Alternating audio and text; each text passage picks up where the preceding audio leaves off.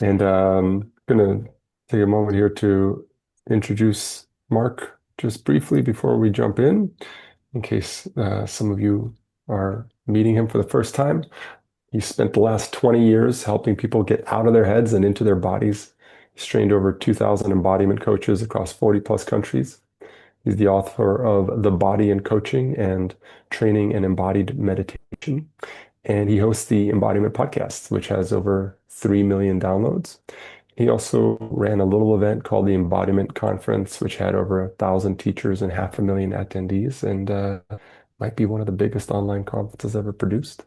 So, Mark, good to see you here. Welcome. Nice to be here. I appreciated the centering, the little bit of co-regulation with everyone. But can people just sort of wave so I know you're humans and you're there? Just to say, if anyone knows me, maybe wave extra. They're all bots, man. They're all bots. Thank you, Wendy. Thank you, Brady. Thank you, Marianne. That's my sister's name. It's nice to see real. I find myself a bit nervous, even though I've done loads of summits. It's weird having a conversation while being watched, isn't it? Slightly unnatural. So, yeah, that's nice. Feels a bit more human. All right, what are we doing? Yeah. Well, Mark, I'm really excited about this conversation. The topic today is embodied leadership in a world of uncertainty. And I think what I'm really interested in getting into here is, you and I, we both run online companies. And so this whole topic area of embodied leadership for me personally is super personal because leadership, running a business involves making tons of decisions. It involves assessing people and situations, figuring out how to navigate all that in a way that helps you get to where you're trying to go. And for me personally, um, the embodied awareness, being connected to my body, has completely transformed the way that I operate in the world of business compared to where I was at 20 years ago to how I handle and navigate things today, continually relying on my body. It's made a huge difference. And so I'd love to start with your take on that, or just like, where this intersection of body, business, and leadership lands for you personally. Sure. I think without the anchor of the body, I'd go completely insane and not be able to run my business. Like that's the short answer, right? Like this is, I just wouldn't be able to function. I can barely function anyway. Like I'm from a Right? family of mentally ill people in a world that's completely on fire. I mean, I barely get by, but it helps to have embodied practices. I think we could think of it as a set of skills. So awareness and choice, self and other. So what do I mean? Self-awareness. Like, what's my state? I noticed I was a bit tired before this call. So I just went for a little walk outside, went to the sun and looked at the fish in the river by my house. I kind of eco-regulated. So that came from the self-awareness of my state. Also awareness of traits. What's the embodiment I'm putting across? I coached someone today who it's really chaotic, and she was wondering why she was struggling to lead groups, and it was because people were picking up on that. Mm, And then there's all the self-regulation skills. The leader is often the person who's just a bit calmer. Think about it like you're on a flight. You're on a flight to Berlin, and it's British Airways, and the guy's like, "Hello, welcome to British Airways. I'm terribly calm. I'm competent, and your mother would probably find me attractive, Lorenz." And that's an embodied quality that's being portrayed. Or the fun EasyJet captain who's more upregulatory, who's like, "Welcome to EasyJet. We're going to Ibiza. Woo, woo, give me a cheer." That's an embodied quality. Like parenting is embodied leadership. Attraction is embodied leadership. Certainly running a company is. I'm meeting my team today, and mm, it's like, okay, we just made it through that last sales period, and it was tough, and we've survived again by the skin of our teeth. All right, so I'm listening to them, I'm connecting to them, I'm empathizing with the team, and then I'm inspiring them. Hopefully, I'm calming them down when they're stressed. I'm giving them some bigger vision for what we're doing. Like these are all key embodied competencies, and suddenly trying to run a business without them would be more than a mistake. I think it would end fairly disastrously. mm, mm. I love it. So let's expand on that a little bit because you gave me some great examples of embodied leadership. What does that look like in the body? Like, what does that actually mean in the body? And because some of those things you talk about, like the EasyJet guy versus the British Airways guy, to me, that also kind of lands in this territory of authenticity, right? There's a Yeah, certain sure. authenticity with which they're showing up. But then also in the context of the business leadership, there's a certain receptivity to, what's going on with the team and how you're showing up in a way that supports them, inspires them, or whatever. So What are we talking about here when we talk about embodiment? So there's a set of skills, right? Like how aware am I of my body? That's a skill set. That's something you can build through practice. If somebody's done years of yoga or conscious dance, they're more likely to have built that muscle than the average business dude, who's not doing those things. Mm, Self-regulation is a skill. So, I'm like a 6 out of 10 today. I'm not at my best, but I'm like, you know what? I'm here. People have shown up. I want to show up reasonably well. Maybe I'm not going to be a 10 out of 10, but if I can drag that six up to a 7.5, or maybe I won't be a complete disgrace to you and your conference. So, I want to be authentic. And at the same time, I'm self-regulating. So there's a couple of skills, right? One is the bravery, the courage to just say, I'm not at my best. I'm not a disaster today either. So, I'm within the realm of competence, let's say. But there's a couple of skill sets right there, like being able to tune into people, being able to inspire people. These are all skill sets. It's not magic. They're embodied skills. mm, mm. What are some ways that you self-regulate? I have a whole range. So I talk about self-regulation, co-regulation, eco-regulation, and theo-regulation. Two of those words I made up. So self-regulation, embodied practices. For me, that might be, I was lifting weights in the gym this morning. That's a great way to stimulate stress so you can practice regulation. Within that, I was doing some breath work last night. That's another practice for self-regulation for me. And then co-regulation, I looked at you, I talked to your partner, I sort of looked at the screen, I said, oh, there's Stephanie, there's Brady, there's Marianne, that's my sister's name, and he looks quite nice, and I think I've met her before. There's co-regulation. That's something we can tune into. You helped us out with the self-regulation at the beginning, right? So a little what I call centering technique, which is fantastic, and I often have those when I'm interviewed. And then eco-regulation, what I did before the interview, I went outside, I looked at the river, I might stroke my neighbor's cat. Just having a few plants around in the house, aesthetics in the house. And then theo-regulation, how do I connect to something meaningful? That might be sitting in a church, that might be praying to a higher power, that might be, that's one of the ones that's very personal for different people. Mm, So, a little tip, this is something we found out working in Ukraine under quite extreme conditions, which is if one of those isn't working, use one of the others. Okay, that's my wisdom for today. So if you're mm, doing all the yoga and that's not working, well, maybe talk to your girlfriend. If talking to your girlfriend isn't quite fixing it, then maybe go for a walk in the woods, which is what I did yesterday. So yeah, they're the big four, and we live in a society where all four of those are missing, and I think that puts, in some way, like too much stress on the self-regulation, actually. Like we're being asked to sort of self-regulate our way out of a chaotic world that's utterly just, the village has been destroyed. We live in a materialistic, nihilistic, hedonistic paradigm where God has been not only killed, but sort of murdered and kept underground where we can't see him. The environment, obviously, for most people is not ideal in terms of the eco-regulation. So, given all those conditions, sometimes self-regulation is all we can do. That's the one we have the most agency around, right? That's the one we can take control over. But the others all really matter. So that is the context we're in today, the chaotic context we're in today. mm. How do you like one of the things I increasingly bring awareness to is where I'm off in one of those things. And in it's sometimes that's so that's tricky to just be like, oh, I really need to disconnect from whatever this thing that's stressing me out is to go regulate myself in whatever, one of those four territories might be. But first is the recognition of that. And then second is the understanding of, what's that small thing that might be available to you today, because sometimes maybe you don't have that access to whatever you need in an ideal situation. I need a 7-day vacation, but that's not going to happen. So maybe what I have is, 1 minute of really just taking a deep breath. So how do you talked earlier about kind of building that muscle, but like, how do you build that muscle if it's totally fresh for you? Yeah, I mean, start with what you love. That would be a good place to With start. what? With what you love? With what you love. So for me, I Yeah. started with Aikido because I just loved fighting, and like Aikido was a sort of seemed a slight way to move that into a positive direction rather Hmm. than just getting in trouble.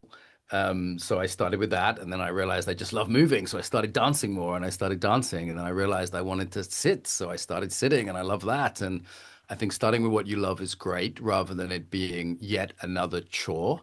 Like if we all did the morning routines from all, Andrew Huberman and everybody else, would be 2 hours in the morning having I don't know, organic breakfast while having a cold shower while doing, there's only so much time in the day, right? Like it gets a bit ridiculous. The other thing is just to acknowledge part of it is acceptance. It's like right now, this is how I am. Right now, this is how the world is. There's a Mm, lot of things I don't like in the world that I can't change. So I kind of come back to the serenity prayer of having the mm, serenity to accept the things I can't change. And sometimes that's my own state. I also think we're working in time frames. So there's the immediate time frame. Like right now, I can put my feet flat on the floor as I talk to you and just ground myself a little bit. I can do that right now while talking to you because I'm practiced enough that it doesn't take all my attention, right? And then there's the medium time frame of what am I doing tonight? Like, oh, I'm a little bit off. Okay, how do I regulate myself? Maybe, the girlfriend and I are gonna take a bit of exercise, walk up the hill and walk through the forest, maybe. And then there's my life. I've deliberately moved to live next to a river because I find that very calming. I'm far less of a psychopath when I'm by a river. Like far fewer people die. Like I lived by the sea when I was in Brighton. I used to live by a park. This is life design, and not everybody has that privilege, right? Not everybody has the ability to move somewhere beautiful or increase their wealth or all the things that may be very, very helpful. So again, I say these things like it's very easy if your life's great, you've got money, you've got, the bills are paid, you've got a nice house, very easy to say, just do yoga. And it's like, well, yeah, but that might be a little harder for the single mom who's got his crying baby and all the rest of it. So we work with what we've got, don't we? Yeah, and I think what you're pointing at is that everyone has their own path to that. For me, it's yoga. For someone else, it might be going for a jog. Whatever. Everyone has their own path and their own kind of proclivity to relationship with the body. And this is kind of what makes it challenging as well, because for some people, embodiment is just natural. Like you did your Aikido and you're like, holy shit, I love my body, and you got more and more into it. I think it was similar for me. I discovered I had like struggled with depression my whole life. Well, my first like 20 years of my life. And then I discovered the gym and I realized, oh wow, this is like an antidepressant. Like and that was it. Like I've exercised or done something with my body at least 3 to 5 days a week for the last Mm. 25 years of my life, right? That's my and it's like taking medication. But I know a lot of people for whom I can just observe and be like, wow, if you just connect with your body, it would make such a huge difference for you, but it just doesn't quite like it's that it doesn't connect there. Like, so how do you, as a person who works with a lot of bodies, you're training people all the time. Sure, sure. Like you must encounter these different kind of like proclivities. Like, oh, here's a person that they know it and they can't live without. Oh, great, they're just learning. But then here's a person who really needs it, but they just can't quite like get into it. Like, what do you do with that? Yeah, I mean, first of all, we are deliberately disembodied. It is a conspiracy. There are tech companies making money from our disembodiment. Trauma is another factor. Some people have to heal a lot of trauma before the body becomes a pleasant enough place to hang out in. Mm. So, that was true for me. I had to do some fast moving, dynamic Aikido before eventually I did the trauma work and then I could sit still, but I couldn't sit with my body. Like my brain is a box of frogs in a car crash. There's no way, but What did that eventually look after, like? Like the trauma work you're talking about? Like, can you just what did that? I've done a bunch of stuff. I've done EMDR. I've had the love of good women. I've spent time in nature. I've given it to God. I've given it to the river. Mm. I had a teacher called Paul Linden who worked through martial arts with me. That was one of my first experiences. I've done something called organic intelligence. I mean, in the Ukraine team, we have a saying which is nothing works. And what that means is nothing works for everyone fully all the time forever. So if anyone comes to you and says they've got this solution to trauma, be very skeptical because they are selling something, right? They're selling a brand. Yeah. So there's no easy answer to like, people say what works for trauma or what did you do? And I'm like, well, that's a 20-year journey, right? From little scared Mark who had an alcoholic dad and had to be tough and fight and through to a life I have now. That's a huge journey. And I just say to people it's not hopeless, right? It's really not hopeless. There are things you can do. You won't ever be normal as well. That's the other thing I'll say to them. You can become wonderfully weird. That's as good as it gets. You're never going to be normal again. Look at you. Look at the state of some of you. There's no way you're going to be normal. But you can be sort of functionally strange, and you can love, and you can work, and you can be relatively at peace in a quiet room. So I'd encourage that for everyone. So that's one thing I do. Trauma work. Then the other thing is language. So if I've done a lot of work with business, with different areas of the military and stuff, people that are, let's say, mainstream, not hippies, not your Berlin crowd, Lorenz, not your unicorns and dolphin Berlin crowd. And they might need, I might need to wear a suit and I might need to speak normally. And I might need to not ask them to open their dolphin chakra or something, right? Like, so how we package things is pretty important. I think when you work with different groups, like I used to coach young men with embodiment by taking them to the gym. And they don't want to talk about their feelings, but they'll lift weights with me. They'll chat between Mm, sets. They'll do, we'll be doing a bench press and they'll talk about boundaries. And sometimes it's quite beautiful. I remember working with this young man who was a 15-year-old ex-drug addict, just to give you an idea of his life. And we were doing a pull down. And just as he was doing, I said, "What do you want to bring into your heart?" And he said, "My mum's love." And then he got really embarrassed because he didn't expect it to come out. But the that's embodied great. movement kind of brought it out. And he was like, "Oh, I actually really appreciate my mom. I should be nicer to her." Mm, So, so that's an example of what the Buddhists would call skillful means, right? Like when the mm, Buddha works, when the Buddha, if you see that picture of the Buddha in the different realms, in the hell realm, he's got like a suit of armor and a sword. And in the heaven realm, he has like a lute and some organic grapes or some shit. So it's I think that's the other part of this. mm. So what's the language for say like a corporate, more professional environment where maybe they're not quite as attuned to the dolphin chakra? Yeah, I mean some of it's about speed. It's like the speed of business is like the speed of foreplay. What's the correct speed is slow enough, right? It's not like not too quick, not too abrasive.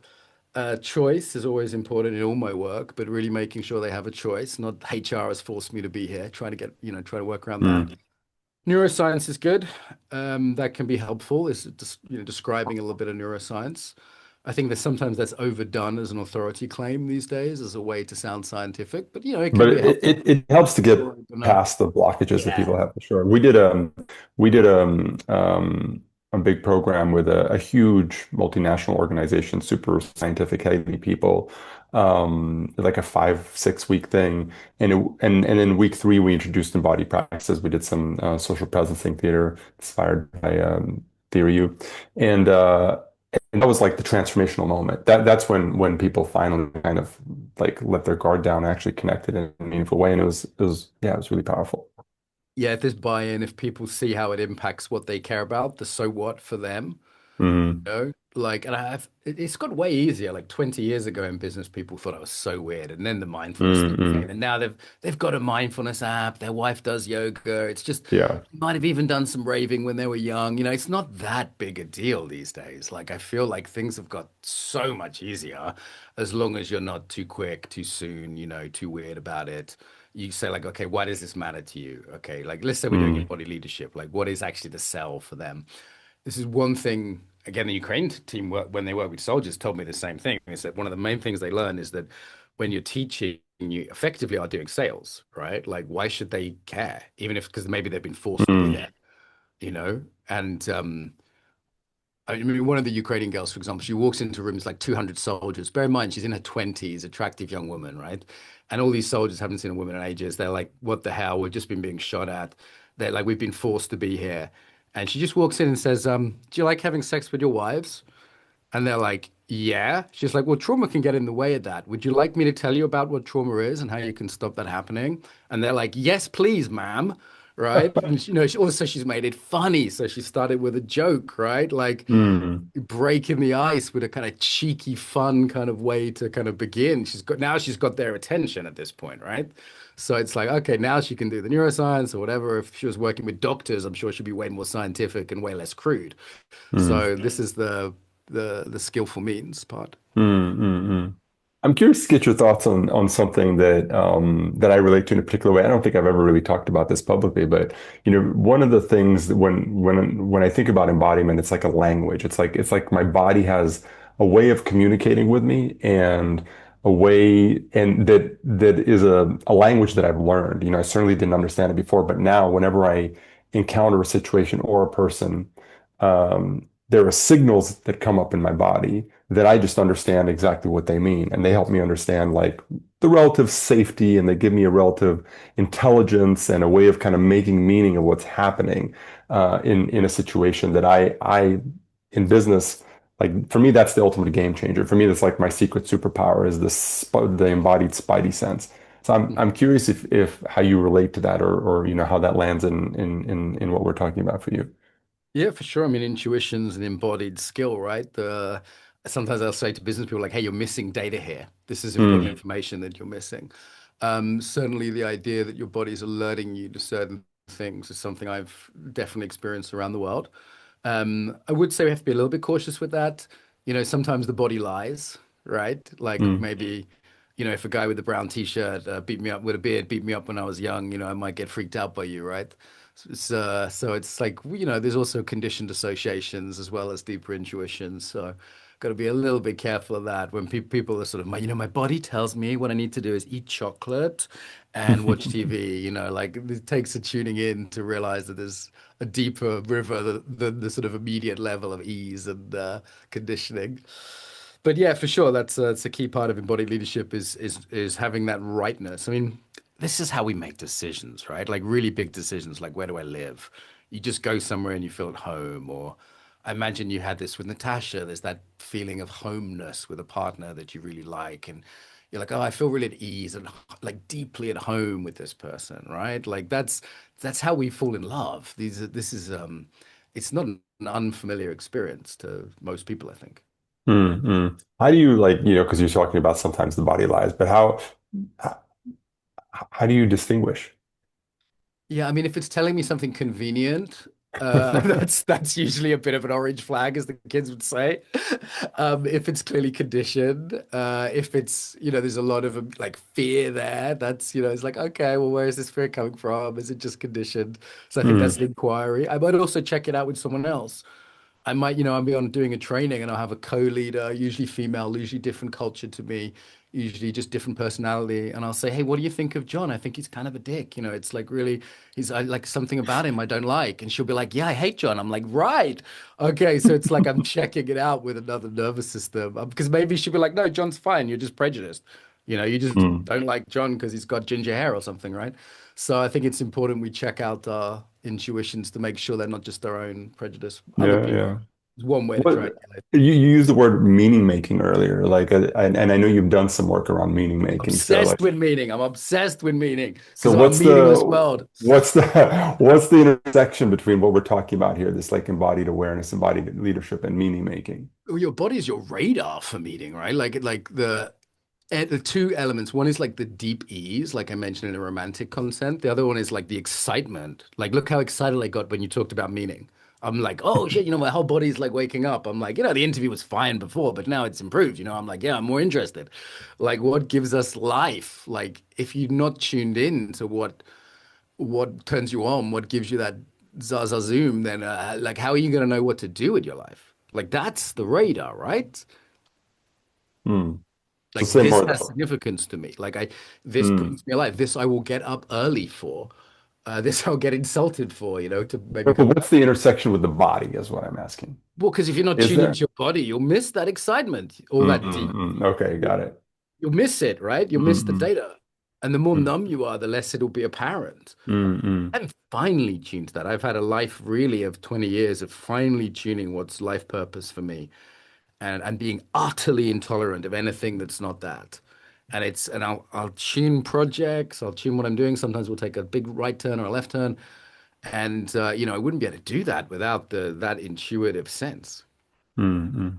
Yeah, I think about it a lot in terms of navigating polarizing situations as well, or situations where there's a lot of different perspectives on something. Like, what's true for me? Like, what feels right for me in my body? Like, I'll hear a politician to you speaking, and it'll just be like empty words, blah You blah can blah feel it, blah right? blah. They Right, have the you feel voice. You it. can feel like Yeah. this is gross. Like I was watching an advert the other day, and I don't often watch commercials like advertisements, and it was just so obviously like someone who didn't have my best interests at heart lying to me, and I could just That's my whole like body was like, most of what you encounter in the world right now in some sense, right? Someone's trying to sell you something. They don't care about whether or not it serves you. They just want your money.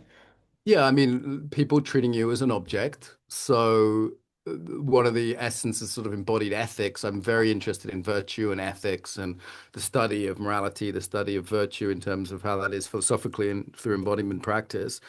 Um, when you're treated as a means to an end and not an end in itself, use a Kantian phrase, you can feel that. That's called objectification, right? Now we Mm, know what sexual objectification is, but actually we're commercially objectified on a daily basis. Like it's easy to slip into. We're all a little bit psychopathic that way, right? Like, oh, I'm here as your guest and that serves a function, but I'm also a human being. And we feel it when people treat us as things and not I's, when we're not in a I, thou, we relationship. We, mm, we, we feel it in our bones when I'm being treated as an object to get what someone wants. And we should be repulsed and angry when that happens. Like they are mm. the appropriate responses to that. And we live in a world of just a high bullshit world. We live in a world where everything's become a marketplace full of dishonest market stalls. We don't even expect our politicians or companies that sell to us to be honest. And it's like we should be in a rage about that. It's as an embodiment teacher, it's maybe more obvious to me, but I think it's obvious to everyone. Well, I think this is like I wonder about that because because as some I consider myself extremely connected to my body, and the obviousness of when something that someone is saying is just bullshit is like it just registers instantly on my body, and yet what I notice is that oftentimes people will use a lot of intellectual justification to prove something to somebody, right? And they'll Sure. give you all this stuff, and they'll talk at you. And I just notice how other people I know will kind of like soak it up and and be like, yeah, well, da da da. I'm like, dude, I don't need to know that to know that it's just empty. And so that's always a really interesting phenomenon for me is I just find that this is one of the, especially in a world today where there's so much fake news, so much distortion, that it's an even bigger reason Mhm. for being connected to your body because it's just it's such an effective way or powerful way. Maybe like you said earlier, it might not be 100% effective, but it certainly helps a lot in navigating distortion and kind of like things that just aren't true. Right. And if you're not sure, just turn the sound off for a minute and Mm, then go, okay, is this person trying to generate fear in me, for example? Right? mm, Or does it taste like a plastic nipple in your mouth? Right? Like is it excuse me for being a little juicy here, but it's like the taste of plastic. You can feel it, right? It's not like I'm being bottle fed poison here. This is very clear. No, mm, no mm. offense to anyone who's bottle feeding right now. Okay, I have no opinion on that topic. So there's a question here that says, "What are you doing to tune your intuition?" Do you have an answer for that? Is there anything you do to tune your intuition? Yeah, I mean, the more time you spend in quietude, in nature, the more you can reduce the noise of the fight flight response that's just generated by being in cities and modernity and the stress of modern media, the better. There's a sort of quiet voice of purpose, let's say, that's underneath that. The quiet voice of our conscience, I would say, is underneath that noise of stress. And unfortunately, it's why sometimes hurt people. Not always, but sometimes because they're numb, right? They're no longer Mm, hearing that uh, moral intuition of this is not okay. mm, mm.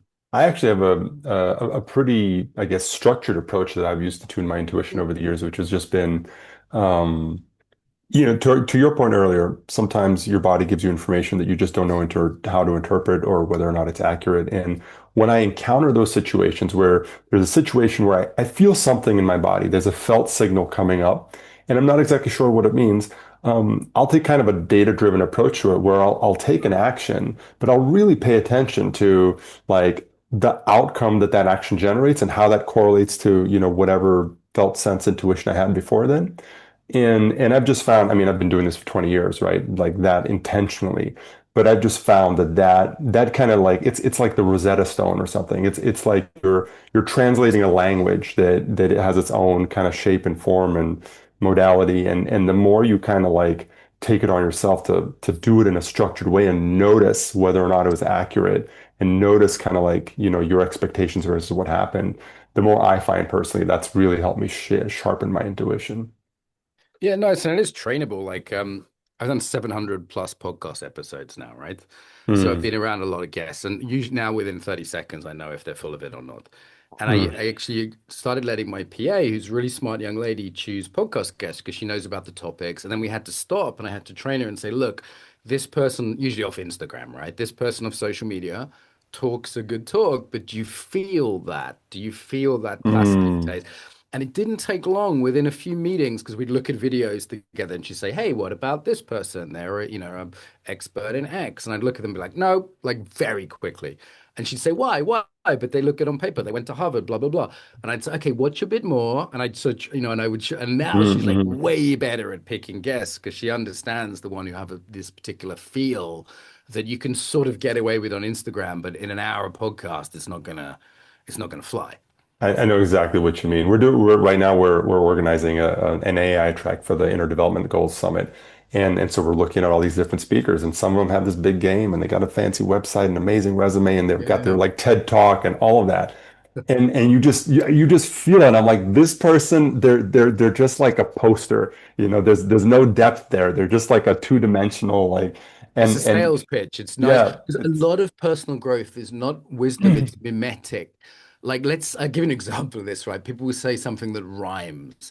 They'll say, you've got to feel it to heal it. Or they'll say, neurons that fire together, wire wired together. together. I'm like, bitch, that just rhymes. That may or may not be true.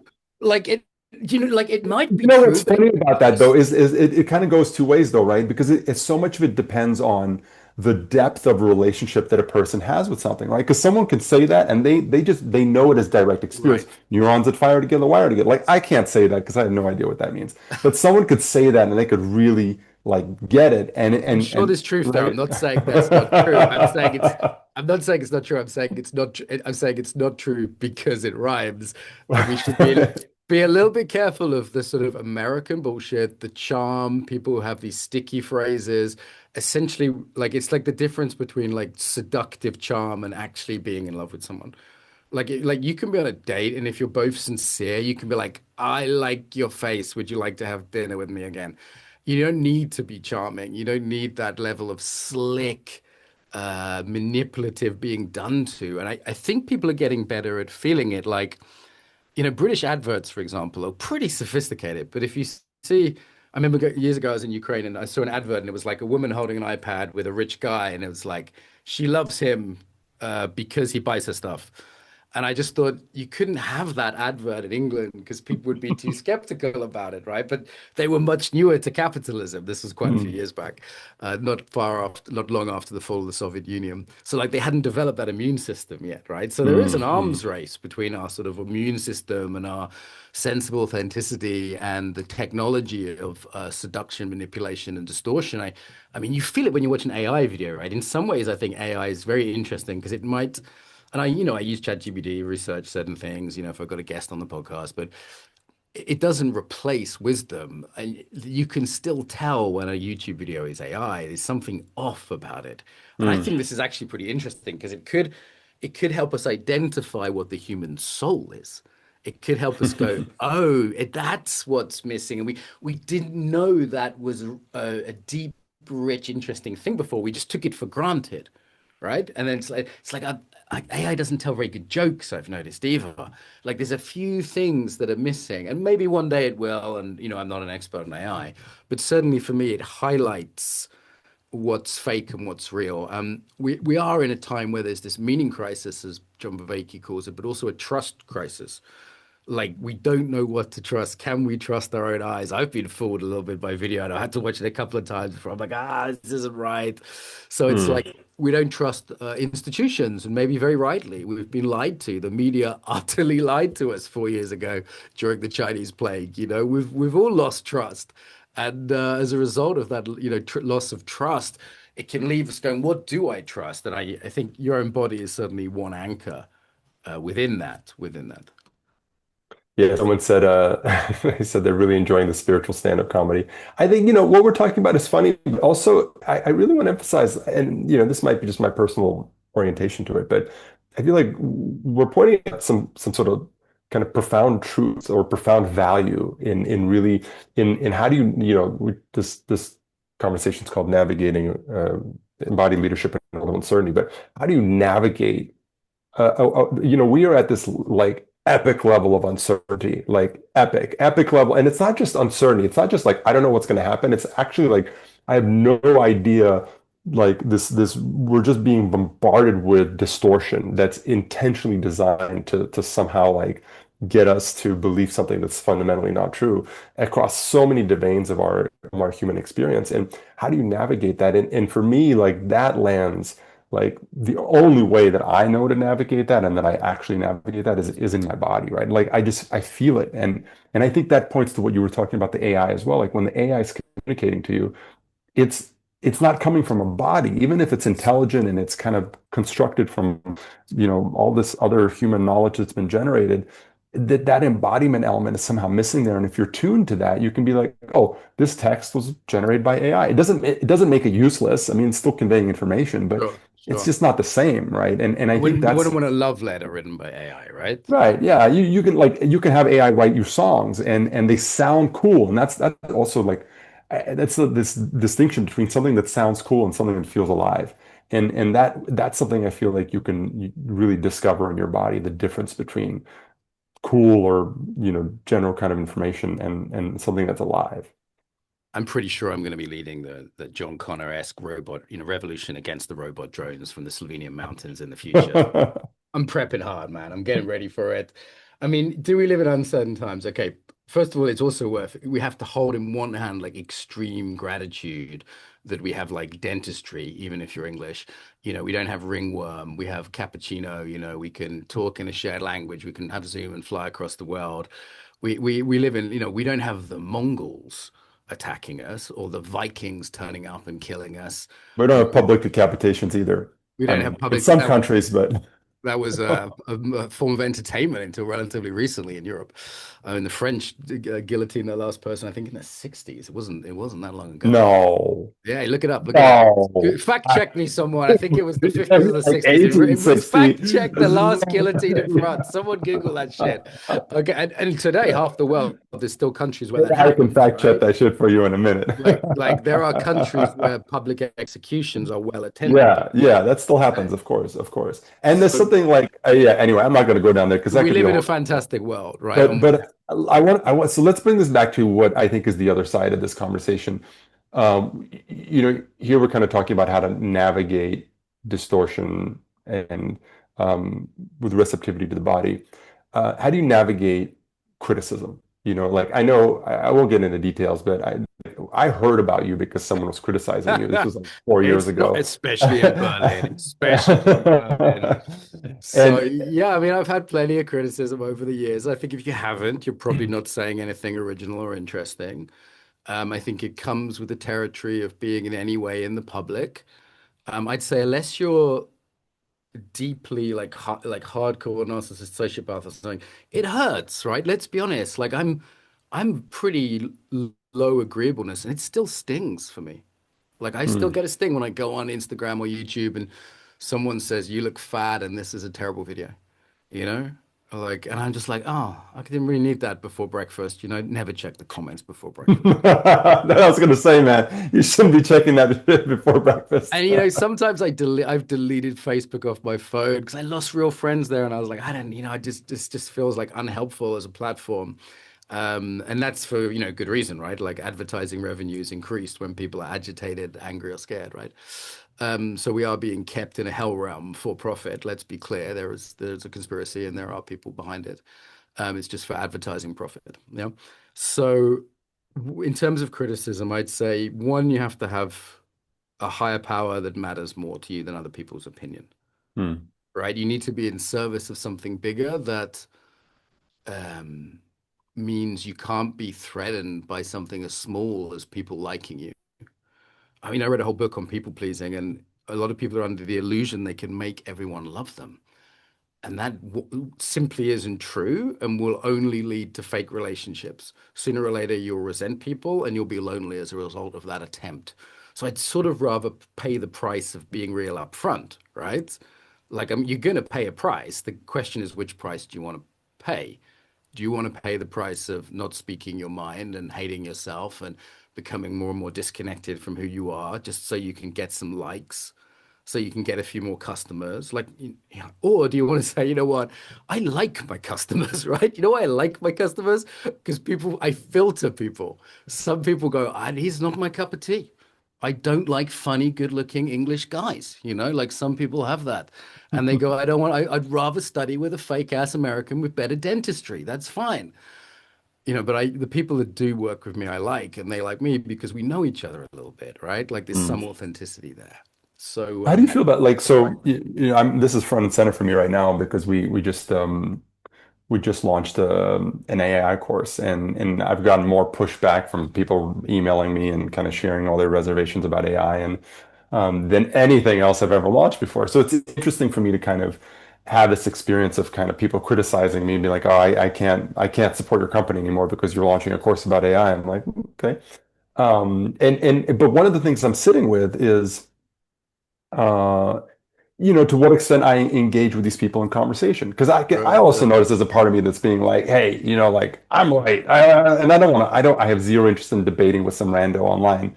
But I am interested, I'm interested in communication and mhm, relationship and mhm. shared understanding. And so that's been something I've been kind of sitting with and prototyping is like, okay, like people email you or message you and they give you some sort of if they're being an asshole, I don't need to respond to them. But if they're, Right. kind of offering like, criticism, but in a respectable way, I'm kind of inclined to engage and have a conversation. I'm kind of curious about like where that lands for you.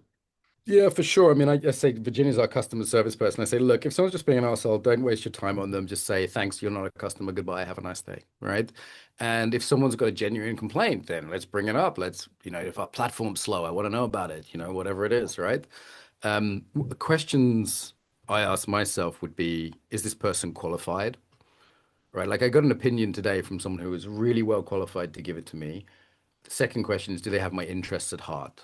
And this person Hmm. really cares about me, and I can hear that in their tone of voice. They're like, Mark, I'm a bit worried about you doing this. This might not be in your best interests.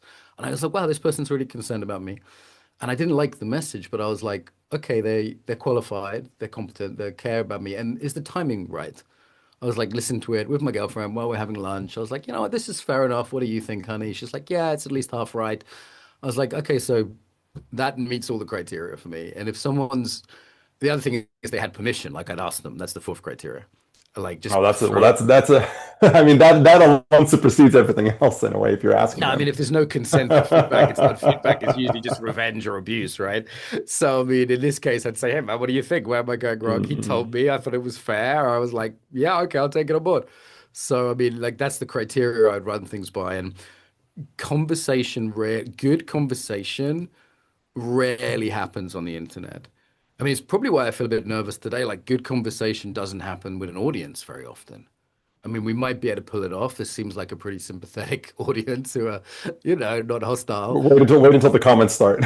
I've deliberately not read the comments because, No, like, no, I mean the Q&A, but I turned the comments off. But it's like, yeah, does the best conversation happen when there's a performance? Like public Mm, debate. It's rough. I find the best conversation happens usually in person, but certainly privately. Like mm. if I really want to like have a good conversation and disagree with someone. But well done for doing something I might disagree with, other people might disagree with. But it's like if it's what do you want to take a stand on? If that's it, then okay, I get it. And the embodiment world is also fairly conservative about technology. When we first started doing online summits, people left comments, ha ha ha, this is silly, this will never work. And I was skeptical at first about online trainings. I used to do a coach training in person, and then we actually went online before COVID, and I was surprised how much we could do online. But I still encourage people to come to a workshop in person if they can. But what I realized is there was like people in New Zealand and just super disabled people and carers and all sorts of people who couldn't come for 5-day training. Mm, Right. So I mm, realized actually it was a service to them. And I thought, you know what? I rarely touch people anyway, particularly in the bathing suit area. But no, I rarely touch people on my trainings anyway. So I was like, why don't we do them online? And I was pleasantly surprised that we could do quite a lot. mm, mm.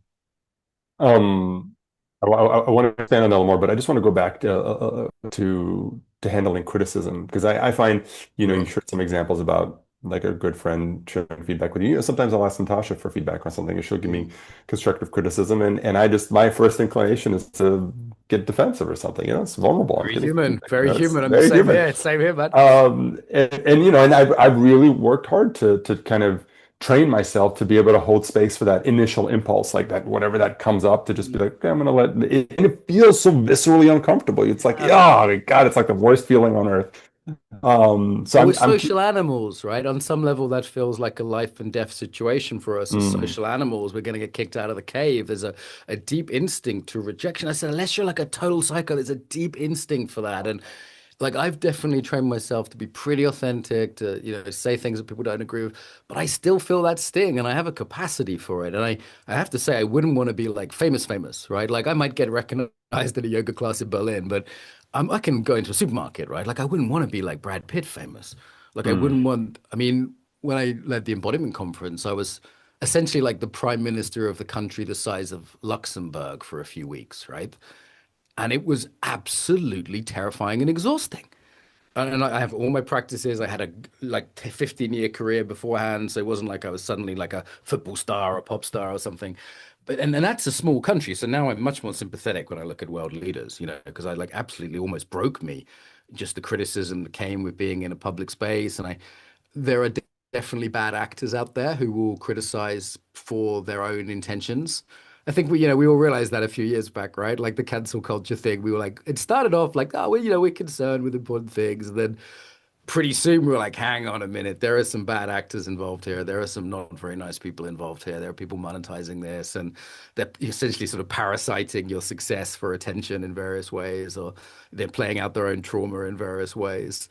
So yeah, I mean that's a toxic thing to be around. So I'd say certainly increasing your success slowly over the years as you build your capacity to deal with that is one way to do it. I really feel sorry for like young pop stars and footballers who are suddenly famous and you Mm. see it. It sends they nearly all end up as drug addicts and getting caught with prostitutes or you know what I mean? They end up in some bad situations because the power How, that comes with the money and the fame is difficult to handle. how do you cultivate that? Like any specific things that you can share as far as how to cultivate the capacity to be with criticism, rejection, in a healthy and constructive way? Yeah, have that bigger for the sake of what, that bigger thing than people's opinion. Really try and right size it. Like I remember someone at the conference saying, everyone hates us. And I said, hang on a minute. Like this is like 100 people. Like there's 500,000 people at this conference. If 100 people feels like a lot of people to hate you, right? But not if you look at it statistically. I mean, 3% of any people are dangerously mad at any given time, right? So it's like, you look at it like putting it in perspective, guarding the gates of the senses. I sometimes put people like my customer service person between me and the worst of it. Mm. Definitely not being on all the social media and all the apps all the time. Like there's definitely like, okay, I'm gonna do this for work. I feel like social media, I have an Instagram, right? Quick plug. And it's like I go in there like I'm going into a dangerous neighborhood, right? I go into Instagram, interact a little bit, respond to the kinder comments and the more thoughtful comments, and then I get out. And sometimes I'll delete it off my phone for the weekend, so I can't Mm. check it over the weekend. So Mm. there's Mm. there's a skill set involved with working with that. I would say that's learned over time, and you do just notice you over time you get a capacity for it, and you develop a thick skin and become cynical and cope with drugs and dark humor, and you deal with it however you. I mean, jokes aside, I do think there's something really profound here as far as like for me, the trick is like, how do you create the boundary while still staying in relationship, right? Yeah, you can become jaded and cynical, and that's one way to handle the world as it is. But I think if you're really going to show up in the world and be an agent of transformation, somehow, help offer some sort of refuge or support in this uncertain world, you have to be able to be in it and at the same time kind of like, protected. And to me that's like an art form. It's about like, because Tantra. if you're Tantra. if you're yeah, if you're in it and you're totally disconnected from it, you're just like in your own bomb shelter and jaded, and yeah, that's not it, I mean, it's so a that's non-attachment practice, right? It's like how to be hated and it not bounce and it just bounce off you. It's the same as being loved. That's equally dangerous. Like remember the first time I don't know, taught in Eastern Europe and there was 200 women who looked like models and 20 guys who look like, like hardcore martial artists or something just staring at me for this presentation. And, being loved is also seductive. I think the teachers would get in a lot less trouble if they also learn how to handle that, Mm, right? You see these mm, yoga teachers who start abusing their students because they've never had any attention before. So that's not just being hated, that's also dealing with being adored. Like, you're amazing, right? Like that level mm. of projection and weirdness. I have whole rituals around it. Like, I change my clothes after I've been teaching a big event. Like, have a shower and I'm like, sticky, like I can feel it on my body. It's icky. Now we're getting to the good stuff. Yeah, like you don't want to be in that kind of adoration bukkake. It's unpleasant, and then, I think you can get hooked on that. It's dangerous. So all these things are dangerous, right? Money, power, adoration, being hated. There's a tantra to each of them. So I want to make sure we have enough time for audience questions. Maybe before we transition to the audience questions, I know you have a big training coming up, something called the CEC. Maybe just like share a few words about like the work of Mark Walsh and where people can find you and whatnot. Okay, the main thing I do is not spiritual stand-up, but I train coaches to work with the body. If you are a coach or you want to be a coach who works with the body, come train with us. I'm not very good at many things, to be honest, but one thing I think my company is pretty good at is we can train coaches to work effectively and safely with the body. If you want to do that, I'm your cup of tea. There's also other trainers if you don't like my jokes. So that's the certificate of embodiment coaching. That's how we keep the lights on. It's what we're good at. I wrote the book on it. And yeah, I think if you're a coach who wants to learn embodiment stuff, you could do a lot worse. There's only one place you can get so many offensive question jokes per minute. I mean, I'm relatively good behavior today, relatively good. I came out a couple of times, but it was Marianne's fault. She keeps laughing at my bad jokes. I can see her there, but so I'm going to blame her. So, All right. We want to make sure we have enough time for some audience questions. Normally we do the breakout thing, but I think we're going to skip the breakout thing because usually when we do that, we lose about 30% of the people. And today we're also, instead of a 2 hour call, we have a 90-minute call. So what I want to do is this, Natasha, maybe you can get me and Mark off of the, whatever it's called, the pinboard spotlight. can I And make a request about the questions? yeah, Mark, please. Yeah. No teaching disguised as a question and no insult disguised as a question. But if it's a genuine question for your other people's learning, I would love to answer it. And I guess I'm going to offer like a if you want to share reflection, there's a fine line between teaching and just the reflection from what you've heard today. That's also welcome as well. So I do like transitions, and I just want to invite it into maybe like a 30-second transition. If you really want to get out of here, you're welcome to do so. I invite you to stay and really participate in the rest of the conversation, but just 30 seconds to really sit with anything that emerged for you through this conversation. You want to stretch, move around, sensitive if there's a question that's alive for you or anything that you really want to share here that would add value to the group container.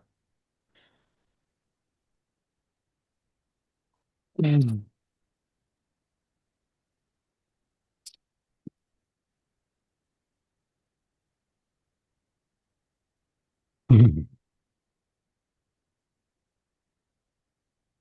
All right.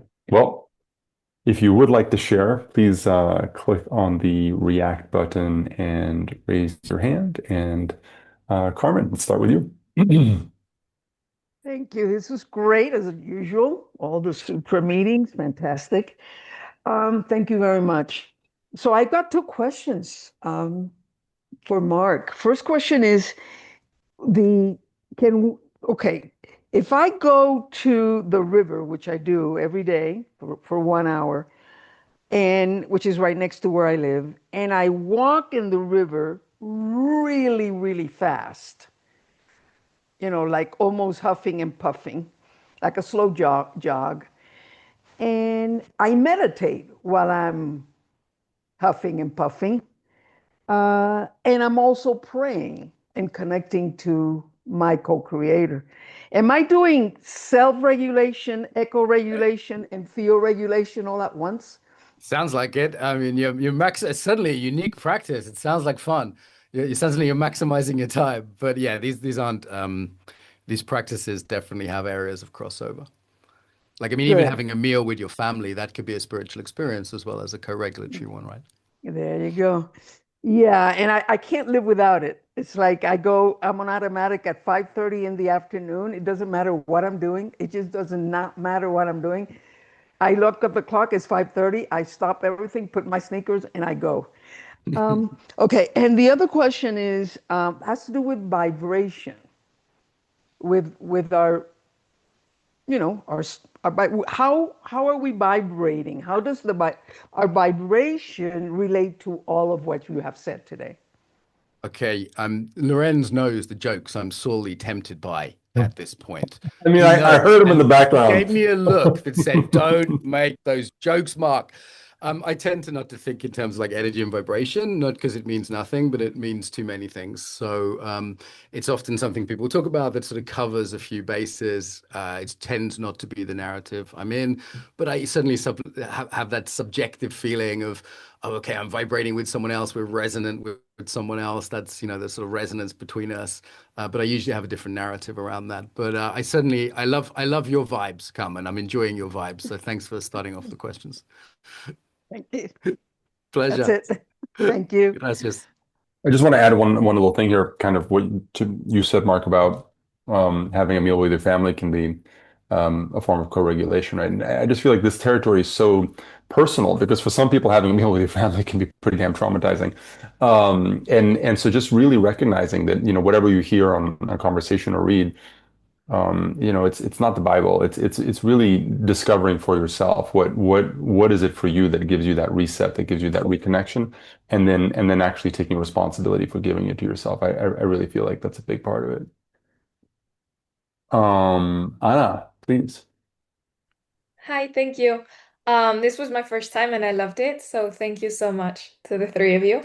I have a question for Mark because you mentioned before that to break the ice and catch people's attention first thing, you use humor, and I've seen that you're great with humor, but for those of us who are not so good with like this technique, is there any other thing that you feel works if you want to like speak to people about this topic, which might at first not seem approachable? Is Like there what any you other technique you think works?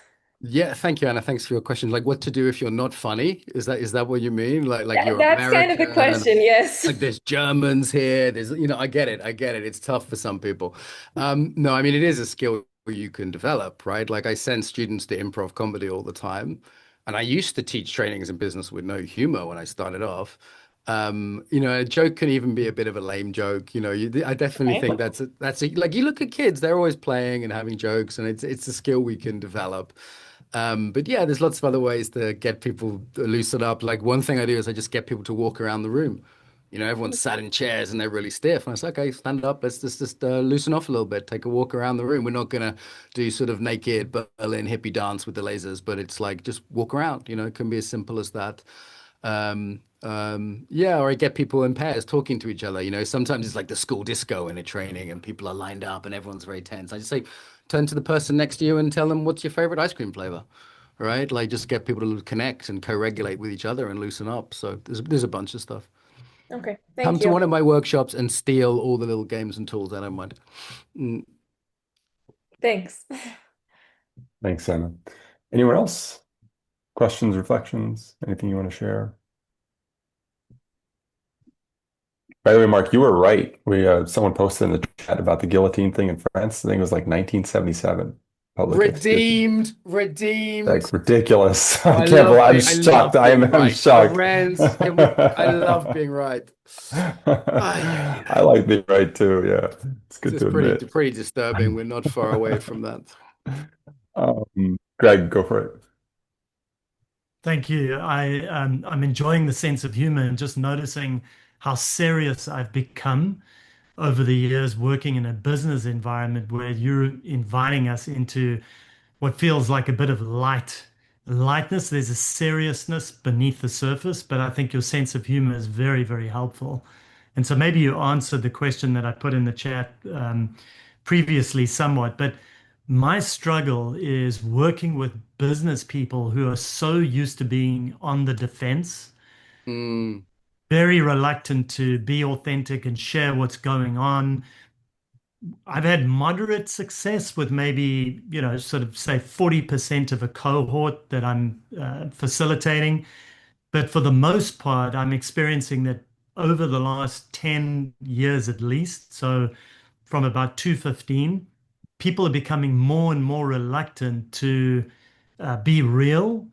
Okay. Um, and so I'm just wondering if there are ways that, that we can help people be more embodied versus in their heads and protecting themselves all the time. Yeah, yeah. I mean, it's all the things I said really in terms of the calibration, the not too much too soon, right? The building trust, building rapport with people, what's in it for them, so they really get that there's a real benefit for them. Like I think that's the key thing. Mhm. Refusing to work with people who've been forced to be there, understanding it's always a sales pitch. I mean, there's no like one single master key, and that's a difficult environment. There's some corporations I've worked in that were very relaxed and open, but a lot that were terrifying. There was a lot that were just dangerous places for the people in them, and there was no way they were going to share openly in front of their boss, for example. Sometimes I'd split the class into sort of cohorts. You can take the boss out, or maybe it would be having people at the same level or whatever. So there's things you can do. Sometimes get people out in nature, which loosens people up and opens people up, get them away from the office to somewhere like a different environment. But there's no magic bullet there.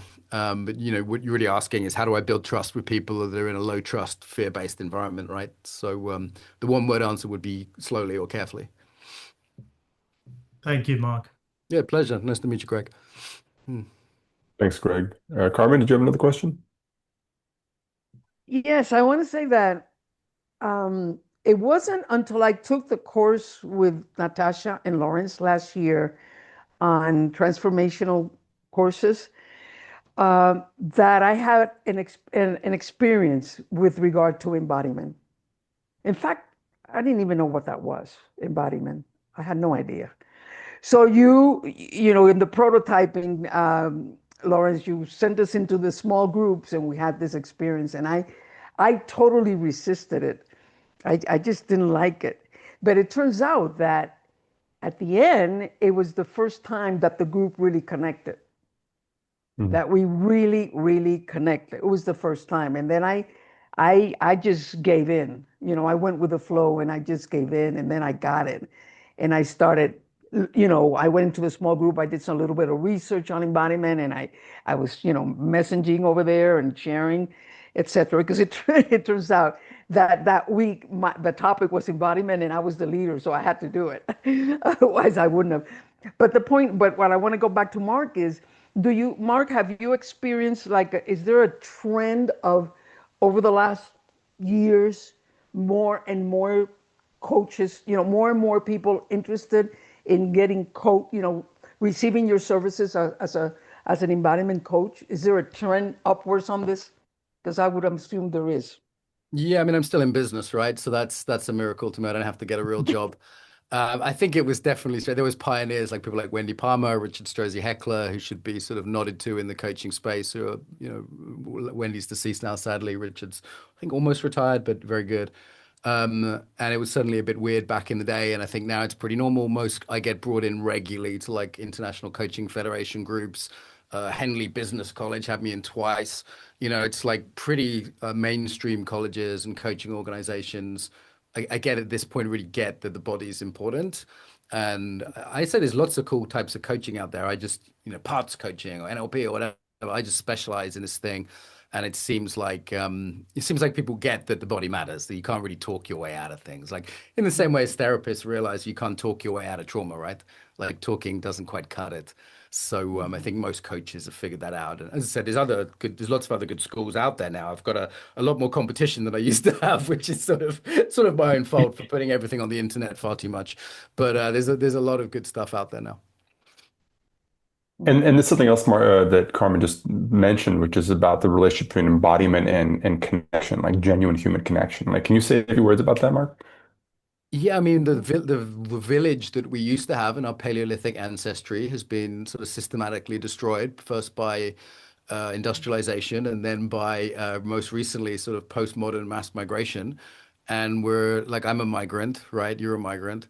And we're living in a world that lacks real community. We don't have people we can call in the middle of the night when we're distressed. We don't have 200 people at our weddings generally. We don't have 200 people at our funerals.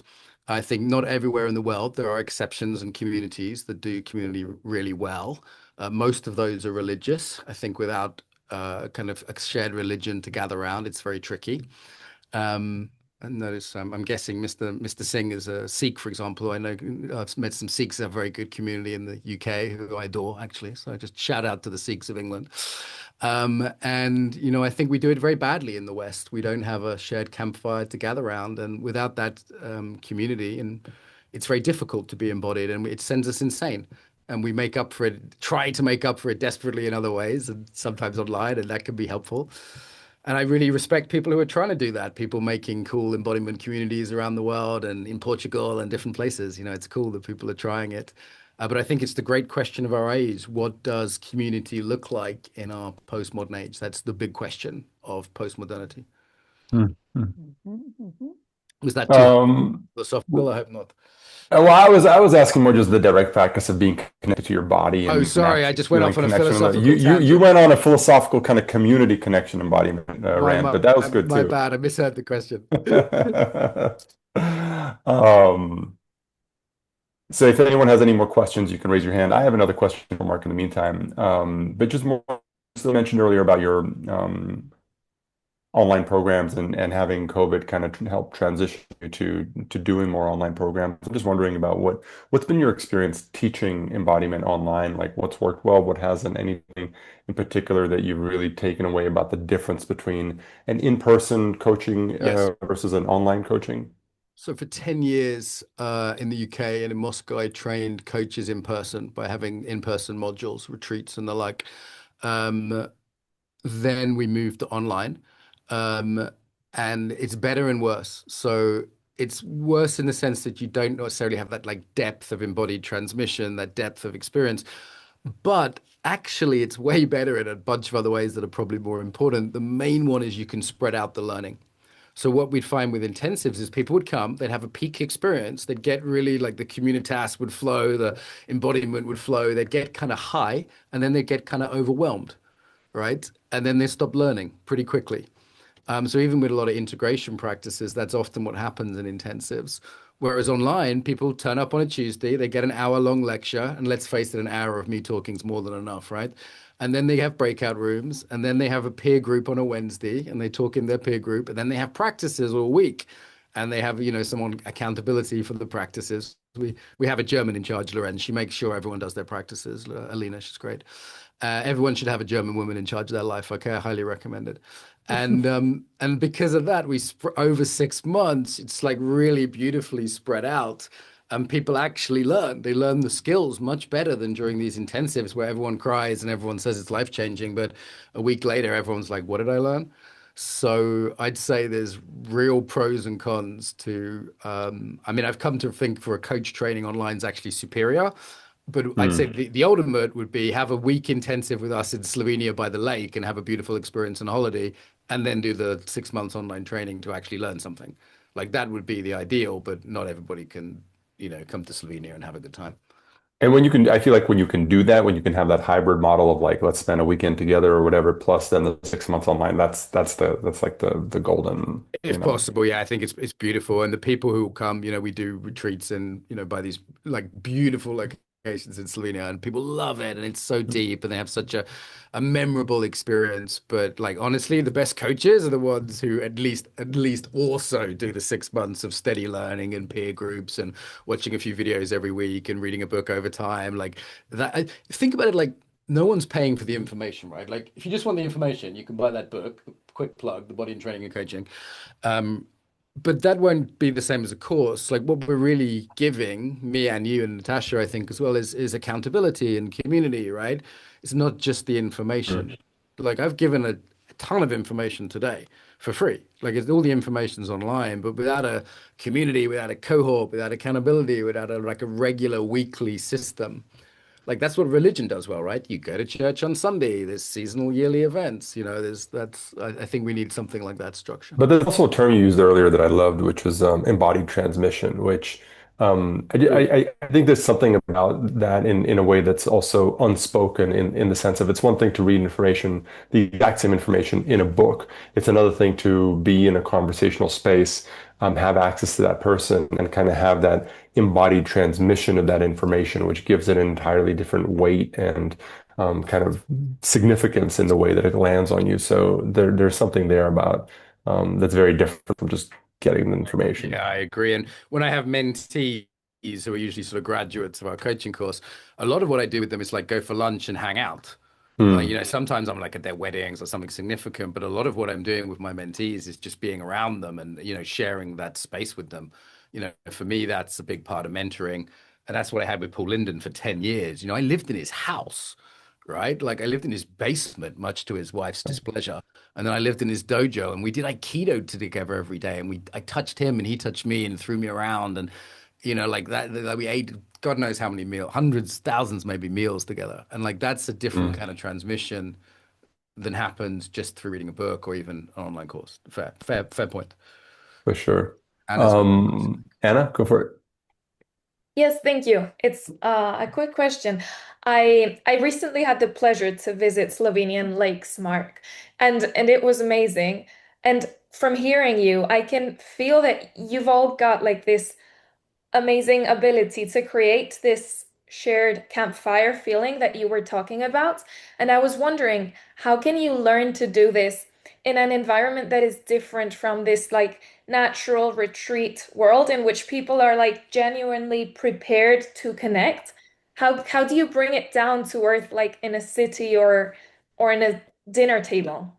Yeah, for sure. Great question. Because it's very easy when you're sort of super eco-regulated or you're on the meditation retreat and it's like, I'm enlightened. I have a peaceful mind. And then you go on the train and you go through London and all of a sudden you want to kill everyone again, right? Yeah. When we did 5 modules, we actually did 4 of them in the center of London. And we actually only did one of them in the countryside because we wanted that integration into life.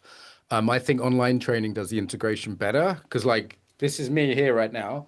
And that's my girlfriend who I'm going to have dinner with. She's just over there. Okay.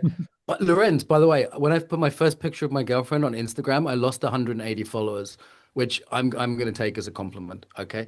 But no, like doing things in your house is very integrative, isn't it? It's very integrative because this is your life, right? Like that's I go to the toilet just over there.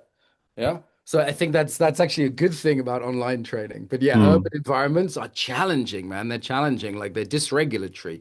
I do trainings in central Amsterdam, Brussels, Berlin, London, all pretty regularly. And those cities they're tough. If I spend a week in London, I'm dysregulated. I want to also add to that, which is just I personally, and maybe Mark, you have a different opinion, but I don't think there's any way around the doing of it and the sucking at it for a long time. And so what I mean by that specifically is like if you have an interest in bringing people together in whatever context, like over dinner or small groups, just start doing it. Like bring 5 people together, bring 10 people together, have the thing, and like. I don't know how good you are as a facilitator, but I know for sure, even today, I consider myself a pretty damn good facilitator. It happens all the time where I say something that I start beating myself up about in my head, or I don't know, like something comes up in a space, and so I'm navigating that. And it's difficult. Like I come out of conversations, I'm like, just crushing. And to me, that's the learning, right? I don't know if I'll ever get over that, but that's the learning of it. And I feel like part of what's made me a good facilitator is that I've just done so much of that. So I'd say like, if you if that's an inquiry that you're holding, there's no way, there's only so much information you can get. The rest of it is just like wrestling with the beast itself and just doing it.